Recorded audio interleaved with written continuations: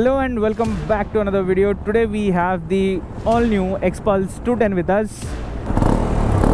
This is the first hero that is being featured on our channel, so let's find out how good it is.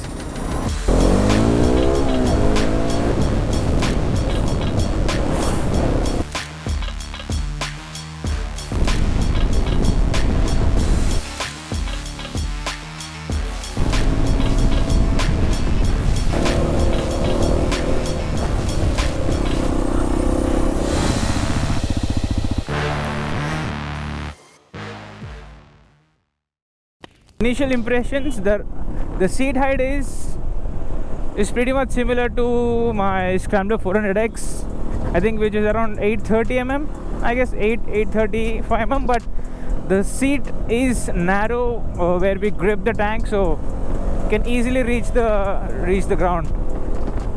First up, let's talk about the engine. This is a all new 210cc liquid cooled DOHC engine. The power and torque figures are right here. It's almost the same, but I think it was 25 bhp. Yeah, the power output is 25 bhp, but this is very better from the previous iteration in terms of the vibrations. Especially I'm doing like 7000 rpm, but the vibrations are on the lower side. I can feel slight buzz on the foot pegs, but other than that it's very comfortable. The engine is very tractable. Look at that. This is a completely new chassis.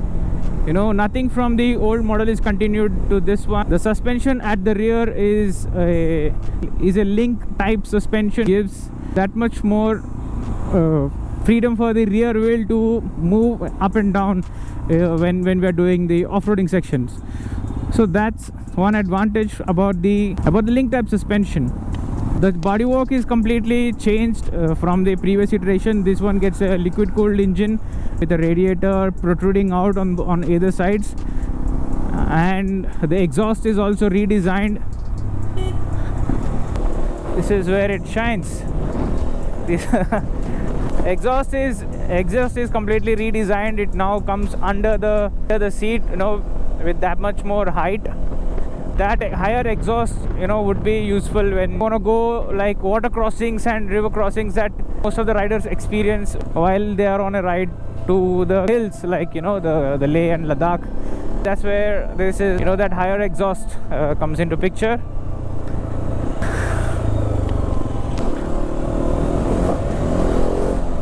See, this is where Xpulse is all fun, you know, when the roads go bad. But compared with the previous iteration, this new generation of Xpulse thrives in both the situations, both on the off-road and on the highway. Yeah, the customers who owned the previous iteration had complaints about the highway stability and the highway comfort, but those two issues are solved with this one, you know, because of that.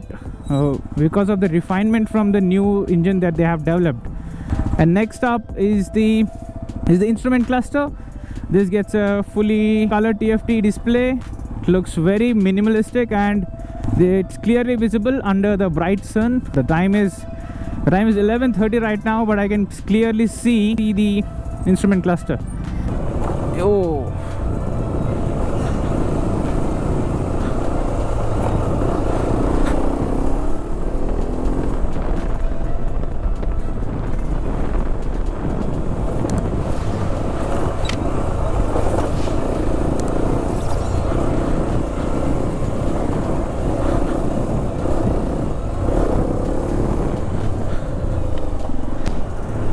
yeah, about the windscreen, it is good until like 80 kilometers per hour.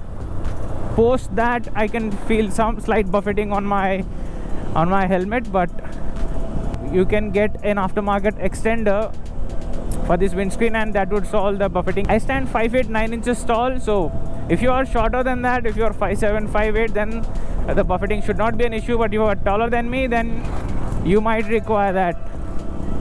Yeah, you might require that fly screen.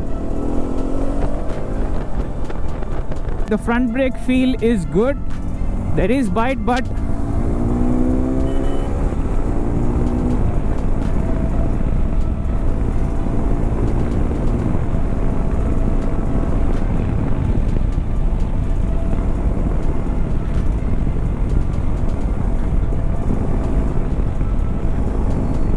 Yes.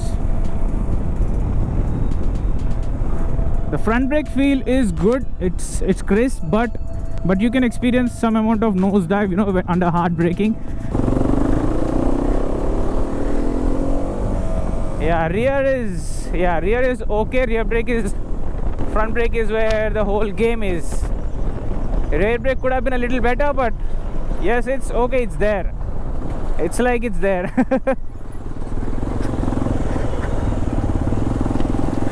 Yeah, speaking of the seat is a softer seat. It's not the hard bench seat that you would see on KTM's. The advantage with this seat is that it will be comfortable within city limits, where you're doing like 40 kilometers in a stretch at max, 40-50 kilometers on a stretch. Until that point it will be fine, but post 40-50 kilometers you'll start to feel, you know, the seat will start to sink in. You will feel pain. That's the seat.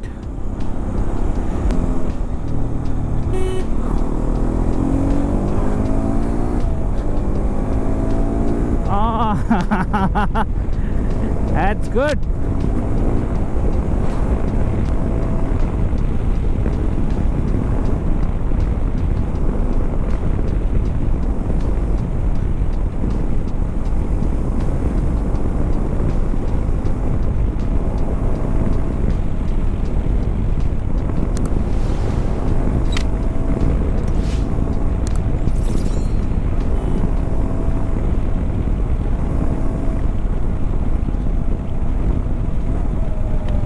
I got an observation here.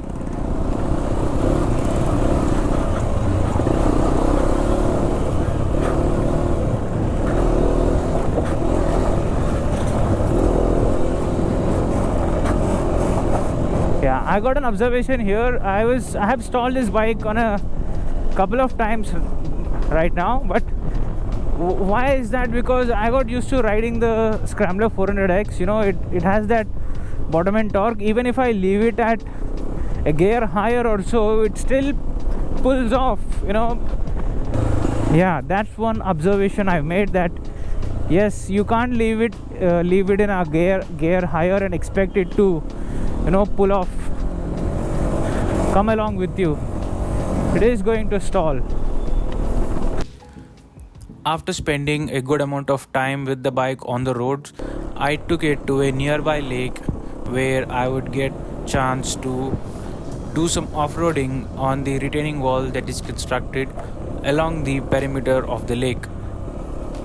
A couple of observations here were the handling of the bike on those off-road bits was good. The tire had offered enough grip. The suspension was also working fantastically, and I have also managed to hit water puddles at 50-60 kilometers per hour, which were half a feet to 1 feet deep, but still the front end had good feedback in it. The tires offered enough grip even in those turnings as well, even in those cornering bits. But unfortunately, I've hit my helmet on the windscreen on one occasion.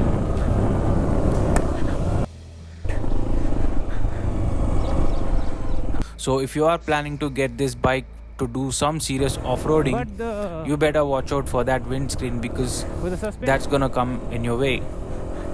Next up, I have also managed to bottom out the front suspension on one occasion when I jumped off of a speed breaker. I know that most of you wouldn't do that, but my reasoning behind that was I wanted to find out how would the front suspension respond in a emergency kind of a situation where you would not have chance to brake fully. Now I know where the limitation of that front suspension was. And overall, the off-roading performance was very good. I think it is not as good as the Xpulse 200 Rally Pro kit, but you get the point, right? This is more of an all-rounder than an off-roader.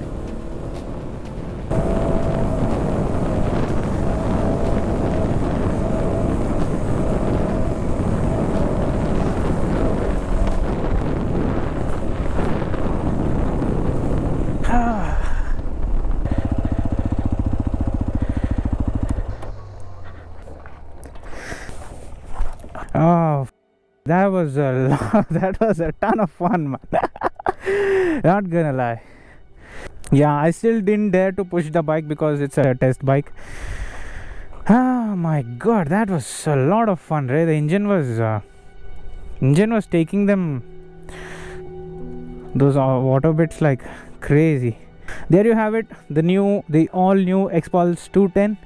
I think I can talk for days about all the other things, you know, all the small things about the bike, but you got the point, right? I like to take more about the feelings that I get when I ride the machine more than the spec sheet. But this one's a winner, man. This one is definitely a winner. Yeah, that's about it. If you had watched till here, please consider subscribing. That would help me a lot. If you have any doubts or queries related to the Xpulse 210, please do let me know in the comment section. I would be quick to respond. And thank you for watching till here. I will catch you guys in another exciting ride review like this.